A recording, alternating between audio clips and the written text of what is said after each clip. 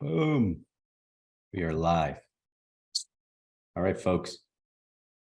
Welcome. Welcome to another live training in our Fix and Flip Foundation group.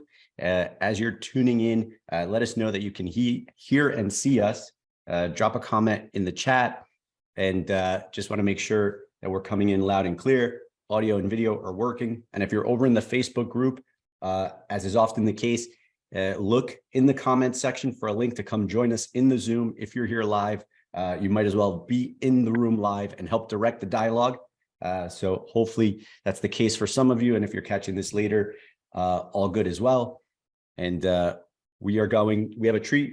We're going to unpack the art of the JV with a good friend and partner of mine and someone who's spoken at our events and spoken on these calls in the past, our good friend, Sonny.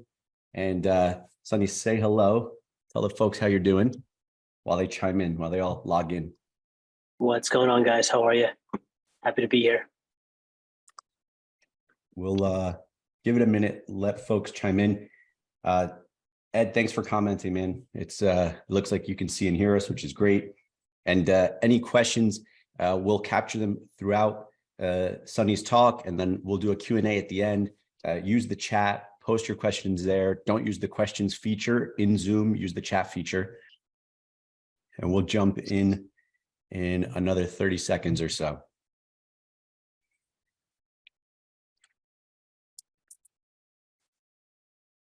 There's a bunch of folks I already see over in Facebook commenting. So if you're there, it looks like Evan just dropped the link there and you can come join us here. So if you're watching, you're probably 5 seconds delayed. Click the link in the comments and log into the Zoom.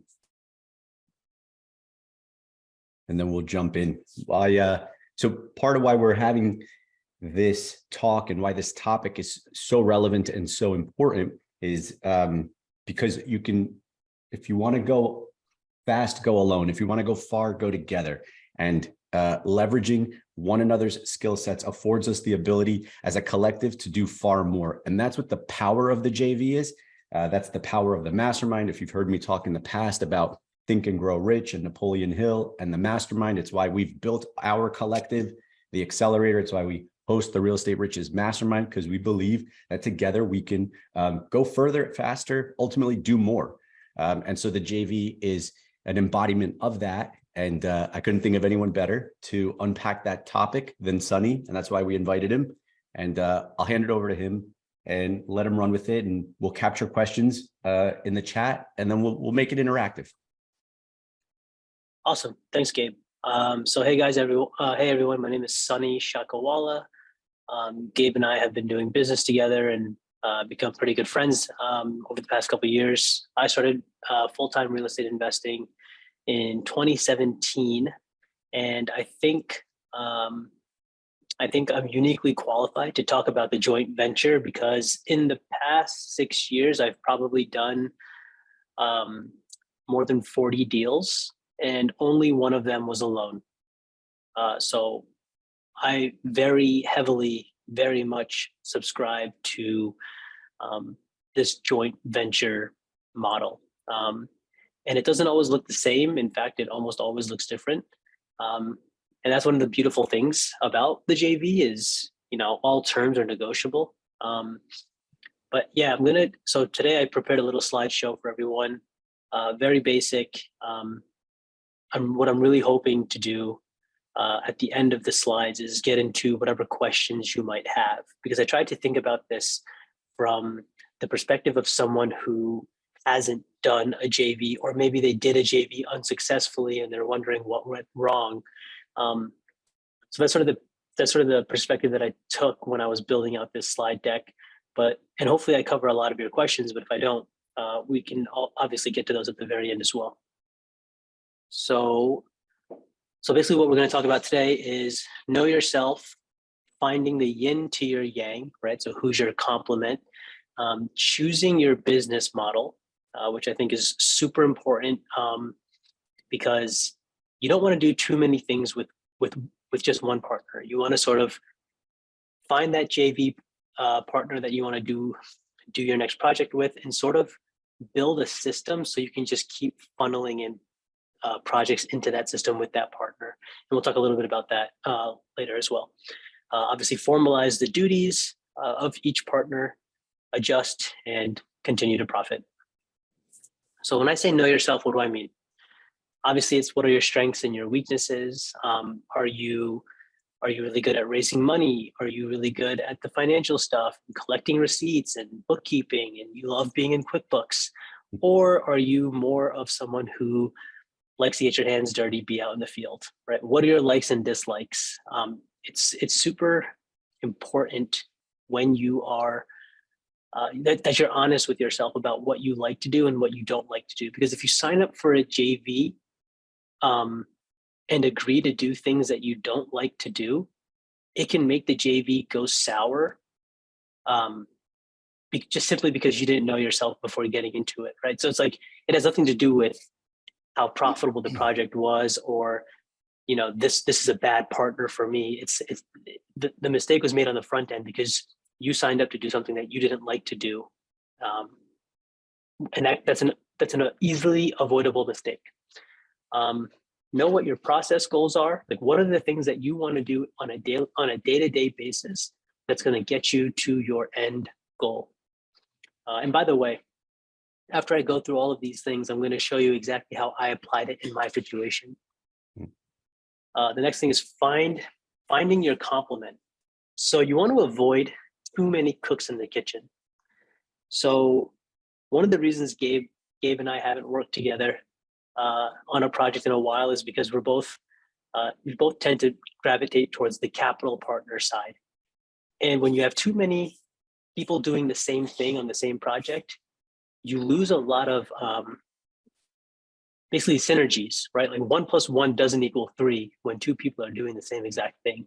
Mm-hmm. So I'm usually a capital partner in all of my JVs, and I tend to partner with people who are really good at ops, right? Operations. And when you combine those two things, 1 + 1 does equal 3.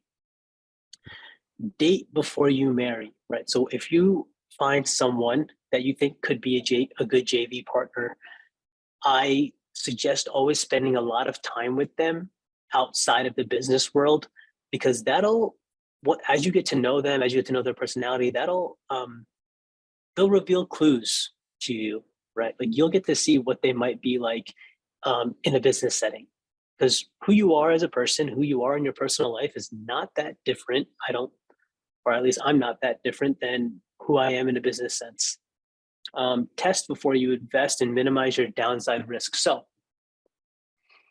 what I mean by that is, let's say you wanted to be the capital partner on a project, and you feel like the only way is to do, hey, I'll put up all the money, you do all the work, we'll be 50-50, and we'll split the profits if we sell for a profit at the end of the day. That's really risky, because that's really risky doing that the first time around, and you're not minimizing and one way you could be minimizing your risk is instead of saying, hey, here's all the money, I'm an equity partner, it would be, hey, here's all the money in the form of debt. That way, if the other partner, the operations partner, bails on the project, you can always foreclose on that property and take it back, and your money is secure, right? And they have nothing to lose, except for their time. In the operations, let's say you're an operating partner, like you're the person who's actually going to perform the value add. One way to minimize your downside risk in a JV is charging the project like a cost plus, right? So like, hey, I'll do the work here, but instead of us going 50-50, I give you all my work for free. Like I give you a year of my time. I give you all my knowledge and all the stuff for free, hoping for a payout at the end that may or may not come. Or maybe you're a shark and you do something with the numbers and there's no profit left at the end for me. A good way that you could minimize your downside risk is by charging the project a cost plus fee. And that's just like, that's just the first time around. And then it sort of adjusts from there. Okay, so the next thing I want to talk about was, and by the way, if I'm going too fast or if there's questions about slides, I'm happy to stop in between as well. It's really important to choose your business model when you're JVing. I'm going to talk about this a little bit more later, but right now I'm working with two JV partners pretty heavily. So one of them is in Philadelphia, and we're basically doing cosmetic rehabs. It's a plug and play system. We buy for 400 to 500. We rehab for 100 to 200, and we're outselling for 800. That's sort of like the model. Then I have and we're just trying to find as many of those properties that we can put through that model. Then I have another JV partner where since 2020, we've been just collecting small multifamily homes. We got up to 21 units in 2022, and we sold quite a few of those since. So what I was going to say was, you don't you don't want to say, hey, actually, maybe you could. I just haven't found it to be beneficial this way. The thing that I try to avoid doing is, hey, you're my partner. Let's go do whatever real estate together. Let's go do all of real estate together. Let's start as wholesalers. And when that dries up, we're going to go fix and flip. And when that dries up, we're going to go, no. What you're trying to do is you're trying to find someone who sort of already maybe even has a system built that you can go in and just help fill a big gap. And usually that means a very narrow niche of real estate investing. So do you identify the model first, the asset class, the partner, how, because you just suggested that, hey, don't just get into it because we're all guilty of this, right? We find someone that is a culture fit and we have a value alignment, and now we want to go take over the world together. When in reality, that partner or us as partners, we might not be the best suited pair for that asset class. And so is your opinion that you should identify somebody who happens to be a really good operator in a specific asset class and then go into business with that person specifically there? Or how do you think about it?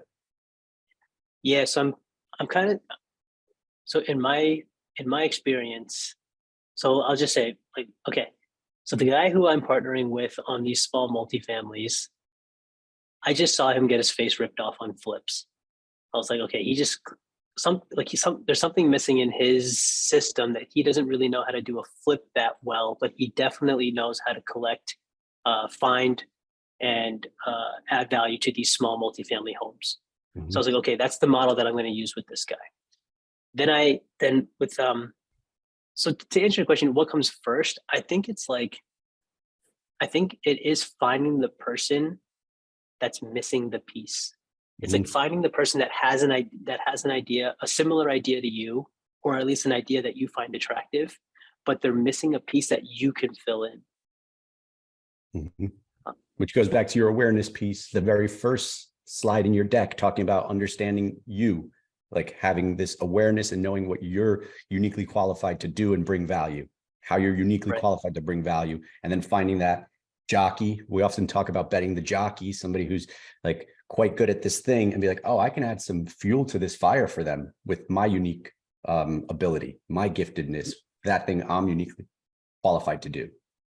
Right. And the next thing is you want to formalize duties. This all happens in the operating agreement. And the things that you're really looking to assign to each partner are the administrative tasks that happen even before closing, right? Just this formation of the entity, getting to the closing table. Once you've closed, you got to do the utility transfers, things like that. Who's going to basically you want to identify who's going to do what.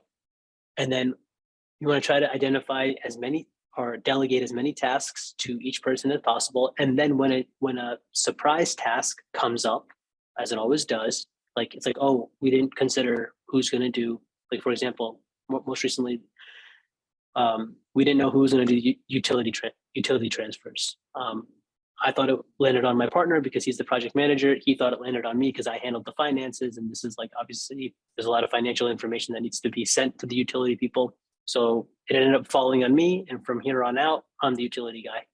Okay, great. Who's going to do the finances? Gabe and I always talk about Finance Friday. So every Friday we're doing bookkeeping, sending out reports to the partnership. Who's going to take care of the funding? Who's going to either find the hard money lender, the private money lender, all that stuff? Who's going to collect all the invoices and receipts? And then obviously, very importantly, who's going to do the project management? I would, going back to like too many cooks in the kitchen, I would always sort of be careful being like a dual project management JV, right? Like you sort of want one guy or one gal heading up the project, right? They're the person who's managing the subs. They're the person who's buying the materials or identifying the materials. They're the person who's speaking with the architect, the surveyor, the legal team. And you sort of don't want to, like, if you're going to JV with someone, I don't think you should be like two project managers should be JVing together. I'm sure it could work. I just don't find it that likely. I tend to agree. If you think about the W-2 world, like you and I both had a stint like in corporate, and most people watching this likely did. And if you think about all those unnecessary layers of management and supervision, think about how miserable it is when the three people above you all tell you how to do the same thing. And they all have a different opinion on like what flavor, like how to do it, right? That's what it feels like to be a subcontractor, to be a tradesman on a job site and have two people telling you how to install something. So that's one person's role. And I tend to agree. And the same applies on the finance side. Like who's ever running that, who's ever responsible for making sure the account is funded, that the draw requests are going in, like that ought to be one person's job, the finance partner and the ops partner, and kind of separate those roles and responsibilities. For sure. So just like, yeah, so for just a quick two examples. Just yesterday, my partner on the Philly fix and flip calls me and he's like, hey, we're not, we did a bunch of showings and there were no offers made. Do you think we should drop? And I'm just like, dude, that's your decision. I'm a 50-50 JV on this. That's just not that's not a decision that I want to make. And also I trust him so much as my JV partner to make that decision alone. Like that's on him. If he's asking me for my advice or my opinion, I'm happy to give it to him. But I also trust him so much that, hey, if you want to drop the price, go for it. Like, thanks for asking for my opinion, but you don't need it. I trust you. You have the knowledge. Second example. Qualified. We should give them context too. He's uniquely qualified to make that decision because he happens to be an active agent in that market. Whereas if you and I were JVing and neither one of us was the agent, we'd be outsourcing that. So it wouldn't much matter like how either one of us felt about the market because we're not the expert. The agent we brought in would be. And in this case, that's him. And then the second example I wanted to give is of someone else, like in our world, who had a JV go awry because he is the ops partner and they took down a deal and the funding partner couldn't raise funds to do the deal. And it went completely sideways, right? And that's just like a situation where you don't want to really sign up to a JV and then not be able to do the job that you signed up for, right? So that fund, it's like that's on that fund, that capital partner. Like if you're going to say, hey, I'm going to bring the capital to the table, you guys take the deal down, and then when it comes time to raise money for the rehab because you didn't get it from the hard money lender, and you can't, like, that's really bad, right? So that's a part of, like, someone didn't know themselves. They didn't know their ability to raise money in that situation, and they signed up for this JV anyway. And one of these last points I want to make is adjust. Obviously, surprises are going to pop up, things that you can never account for, like a tree being in the front lawn that you can't take down because of whatever reason. Who's going to handle that, right? With my buy and hold partner, evictions after the eviction moratorium, that was a huge thing. Who was gonna handle that? When a project goes over time or over budget, how does that?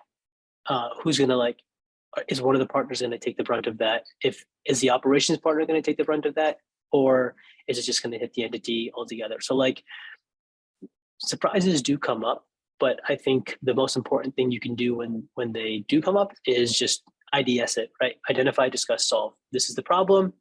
What do we want to do about it? what's the solution going forward? What's the solution today for this situation and going forward? It's super, super important that like when these things pop up that you did not account for, they find their way to a document. So it's like, hey, this is a response, like this utility example that I gave you guys before. Now that I know that it's my responsibility for the future, it's in our operating agreement as one of my responsibilities. So every LLC that we create going forward, we use the same operating agreement template. It's good, like that's going to be there for me. And as more and more things pop up, again, we're going to just like update these living, breathing documents, and that keeps the JV. I guess it keeps it alive, right? Because one thing I wanted to talk about is the JV life cycle. This is something Gabe and I discuss a lot offline. Is like every JV has a life cycle. It's you want them to last forever, but they probably won't, right? It could be one deal, and it could be 100. But what ends up happening over time is, in a worst case scenario, someone gets complacent or there's like resentment. But in a best case scenario, it's like we're just going in different directions, or we have different goals, or maybe one person wants to keep flipping and one person wants to keep holding, and it's like, hey, this is not really working anymore. Maybe we can just like part ways amicably. So like you sort of want to like one way to keep things healthy is to document it and talk a lot, over communicate, and just like sort of keep checking in that we have the same goals moving forward. So now I'm going to basically go through everything that I just talked about again, but from like my personal perspective. So you guys can sort of see like, what does it look like in practice? Mm-hmm. So on the left here, I have this, by the way, Gabe, how much time do we have today? An hour, right? No, 40 minutes. Oh, 40. Okay, cool. We're at the halfway mark. Perfect. So on the left here, you see this blue house. This is one of the recent fix and flips we did in Philly. Bought it for 500. We're into it. We're all into it for 650, and right now it's listed for 750. This is like our bread and butter deal that we're doing in Philadelphia right now. On the right side, this is a 4-unit down in Collingswood, New Jersey that we bought for 240. Spent 160 on the rehab, and we got an appraisal for 600. We completely refinanced out all of our private money, and we have a cash flowing asset with none of our own money in the deal. I'm going to get into a little bit more of that later. So for me, my strengths are deal modeling, identifying the capital stack, fundraising, dealing with legal and accounting. My weaknesses are managing people and managing projects. I just don't want to be near that. I like prioritizing the relationship over the cost. One silly example is on a new construction project that I'm doing right now. We got like 3 different framing bids, and I went with a higher cost framer just because he was easy to work with in terms of getting the bids, and just he visited the site and he was easier to talk to than the guy who was a little bit cheaper. My dislikes are under communication. If I can't get you on the phone, or if I send you a text and I don't get a reply back like in the next day or in the next, that day, it just like rubs me the wrong way. I just can't. I can't work with someone who doesn't like to talk, or like to shoot the shit, honestly. Mm-hmm. So if you're like a reserved person, it's just like not going to work for me. That's your JV partners and all your professionals too? Are you thinking about that more so like your relationship with your JV partner, or everybody? Definitely with my JV partner. Less important with like transactional partners, like the architect or the surveyor or whatever. But no, it's. I think in general, I would appreciate it. I require it of my JV partner. Mm-hmm. But I definitely wouldn't mind. I would mind less if one of my vendors wasn't as communicative. Mm-hmm. That's a good question, though. I should reflect on that. And then my personal end goal is $1,000 a day in passive income. So I'm ready to, do what it takes to get there. And I want my JV partners to know that that's my end goal, right? So they help me get there. and they know through what lens I'm looking at all of this with. So I went into this a little bit before, but my one JV partner, it's a 50-50 partnership. I basically do I'm the capital partner. He's the ops partner. And by the way, by ops partner, we hire a GC. He's just managing the GC. I live here in Northeast New Jersey. It's 2.5 hours away. I've only seen one of the properties that we've bought once. So we've, since partnering up, since doing our first JV in November 22, we've acquired 2 other flips, and we have 1 offer pending right now. And we should book about $500K of gross margin this year. With my small multi-family JV partner, that's a 75-25 partnership towards me, with an 8% preferred equity towards my money. We got up to 21 units between 2020 and 2022. And then last year, we just sold a bunch. We sold, 14 units. So now we still hold 7 units here in 2023. And I'm going to talk about that again in a second. My duties are basically the administrative tasks of entity formation, doing the utility transfers. I'm harping on that because I'm not too happy about it, but okay. I also have to do the fundraising, and I do the finances. Their responsibilities are basically all the project management, managing the trades and the vendors, the tenant placement, rent collection, any maintenance calls. I'm not getting the 3 a.m. toilet call that everyone dreads. That never happens anyway, but I'm just not dealing with any of that. And the profitable life cycle. So we create a new LLC for every property. Right now, I'm pausing the buy and hold joint venture because of the current rates. It's just really hard to pencil a full BRRRR situation in small multifamily, just because the rates are so high when you refinance. And because of that, I'm focusing more on the fix and flip JV. And I'm hoping to get to a point. I'm hoping rates get to a point where I can start doing more buy and hold stuff as well. Cool. So that's actually how all of this applies to me. I'm not sure if any questions came in while I was talking, or if we can open it up for questions now. We'll open it up. Let's let people chime in with questions. Those of you that are posting questions to Facebook, I'm having the team bring them over to Zoom, but you could also be doing that here. So encouraging you to come over if you're not in the Zoom live with us.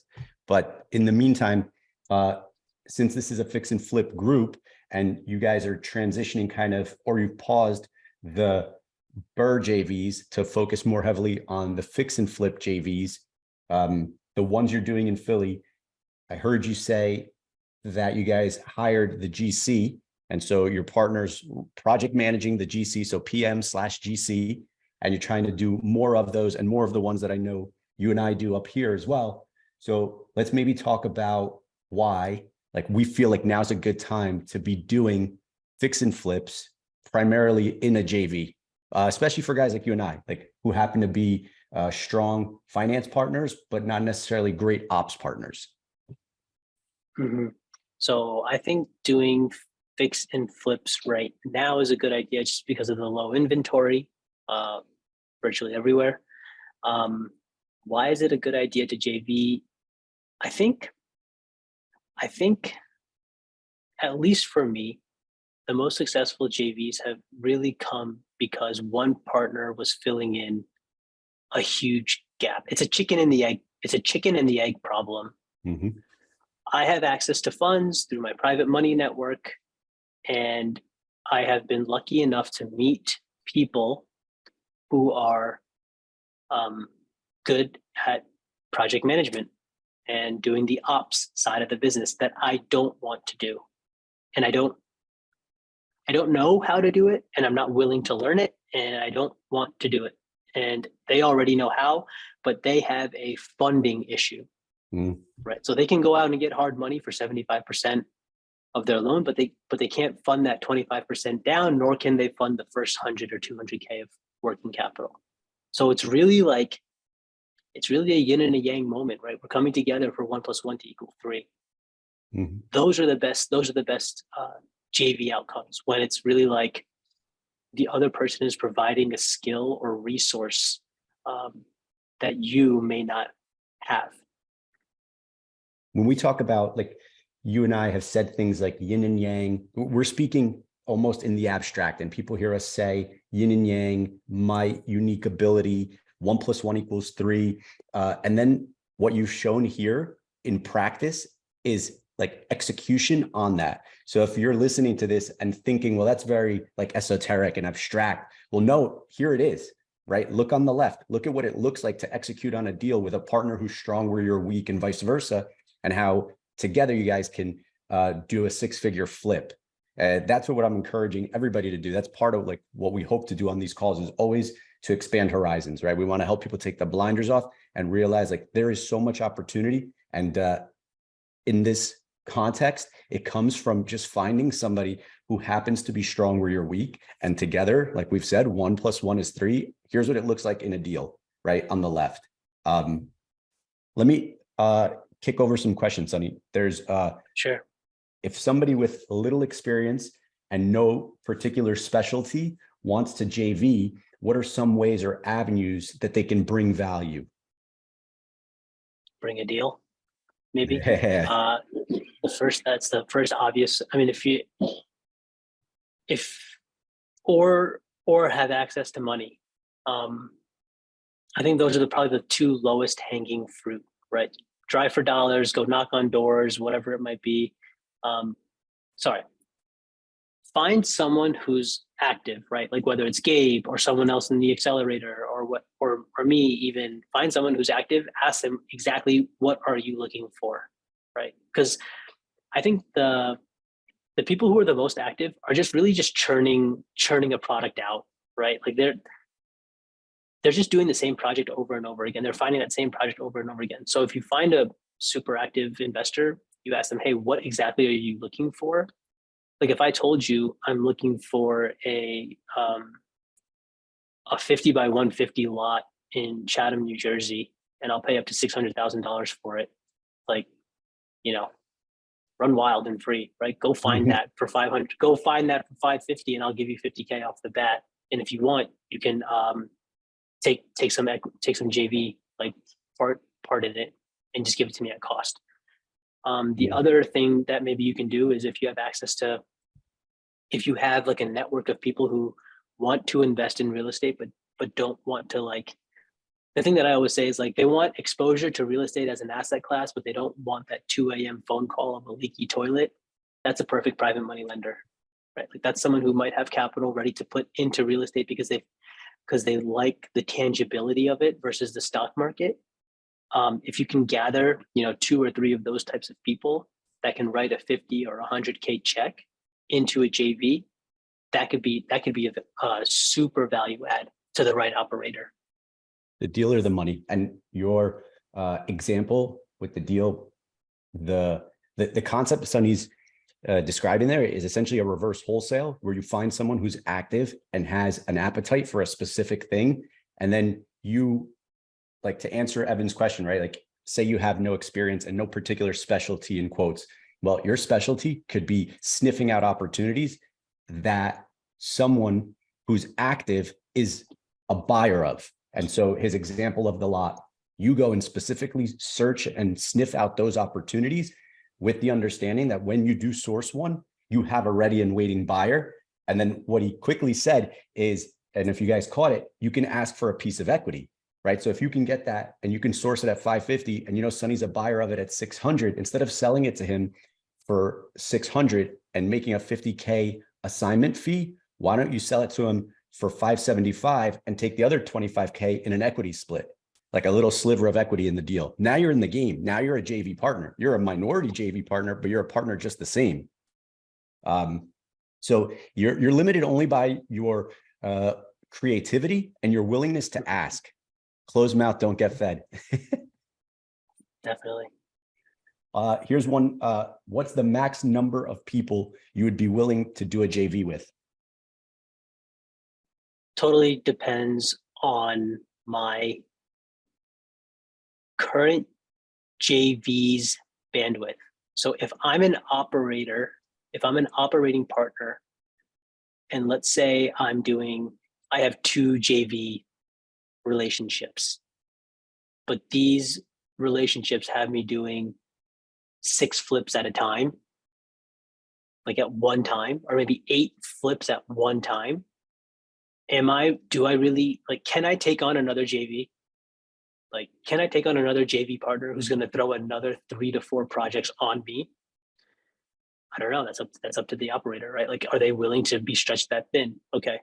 Suppose you're the capital partner. And by the way, I'm going to just keep referring to the JV structure as basically operator and capital partners, because I find that to be the most common model, and probably the model that is actually the most fair, because it's the most chicken and the egg. Which one? Like, you can't do the deal without both. Like, if the operator can't fund it, they're not going to do it. If the funding partner can't do the work, he's not going to do it. Or she's not going to do it. So in my scenario, I'm a capital partner. Right now, I can probably take on 1, maybe 2 more JV relationships, depending on our model. If our model is cosmetic rehabs, or like just full gut but no addition and like that type of stuff, maybe I can take on 2 people. But if it's like new construction, addition type of rehabs, that might just be 1 more person, because that requires a lot more equity up front to do those types of projects. So go ahead.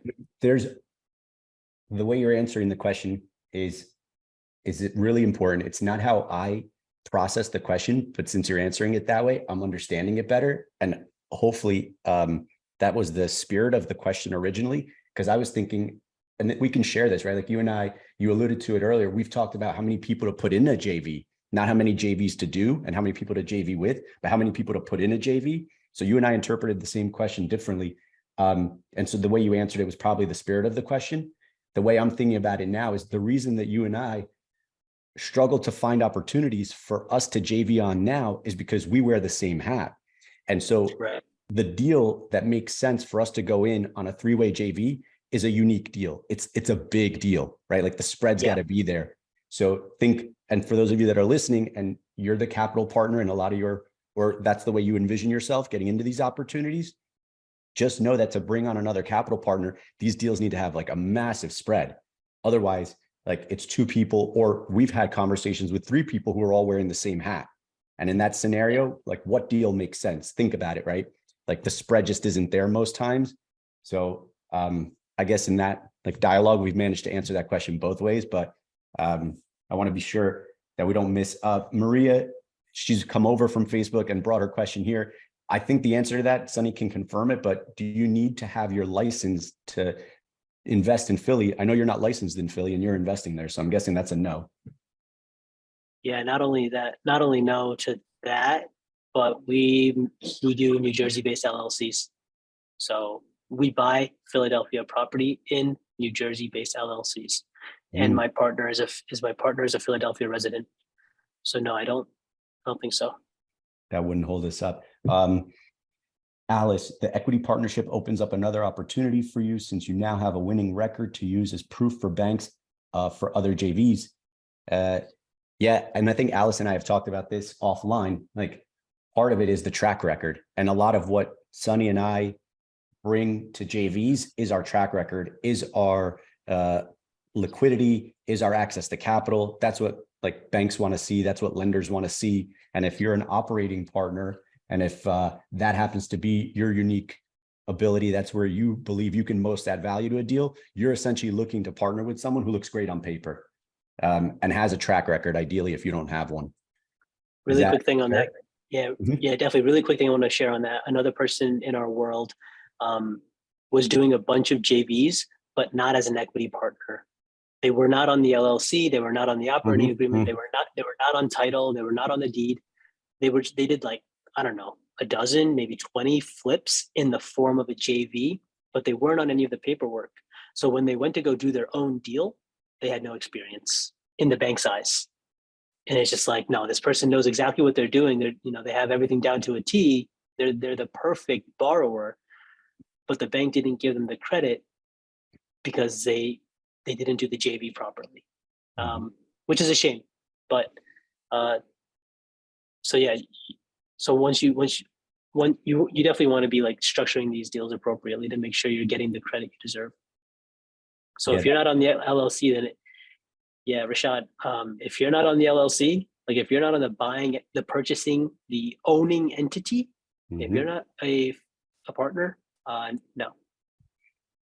Yeah, it doesn't you're not help that gonna you're be on a able to. JV agreement or you might be on an OA. If you're not on the LLC, if you're not on the HUD, like the LLC that's on the HUD, when you go to do your next deal, you can't use that as part of your track record. And so then Right. again, you'll be looking for another partner who has. And in those scenarios, imagine the capital partner who's never even been on a job site, but has had their name on all the LLCs, right? Like they aren't really in a position to execute operationally to get the deal done, to oversee the hammer swinging. But in the eyes of the lender, they're more bankable than you are as the operating partner because their name happens to be on everything. Maria, I love that question. Is so funny.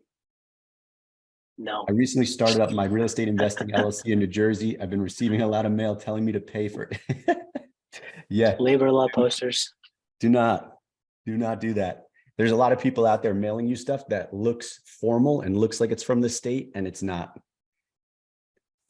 We're Trash. as we wrap here, I think a common thread that was woven through your entire deck was communication and expectation.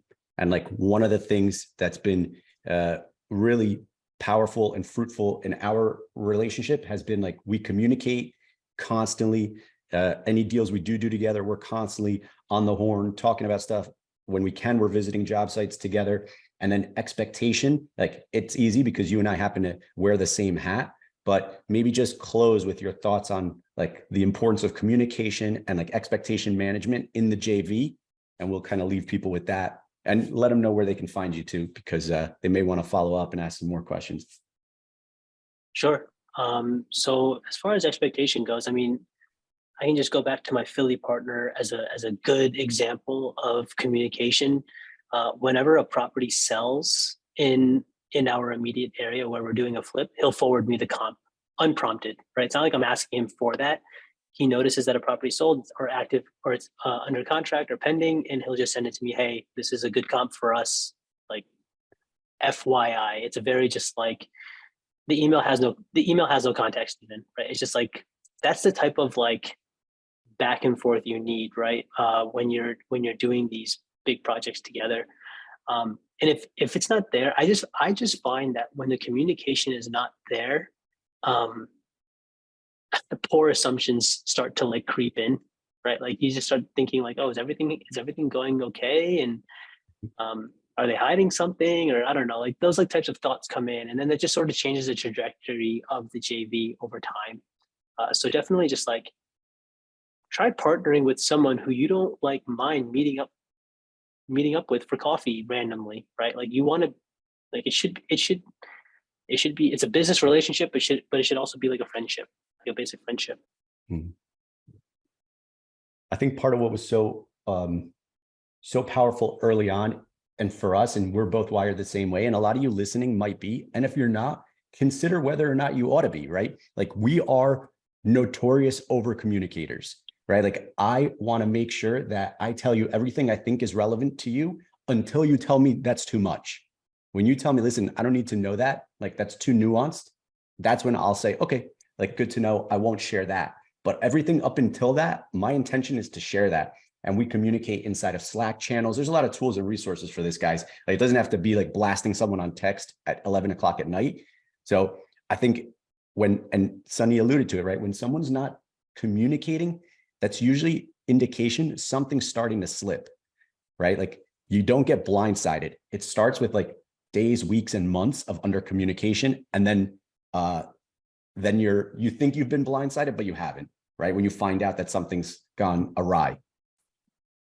Let's try and hit a few more questions before we wrap. Where do we source our deals? That's a whole nother call. So I don't think we have time to unpack that one, but there's plenty of deals to be had right now. If you want to work the MLS, you could find opportunities like the ones Sunny talked about here. That's where a lot of our students are sourcing opportunities right now. Sunny and Gabe, what software do you use? Alice, I use Flipper Force. Sunny does a lot of his own stuff. I think he builds out his own Excel models, but do you use a software? The software that I do use is PropStream, but like you said, I do build out my own model.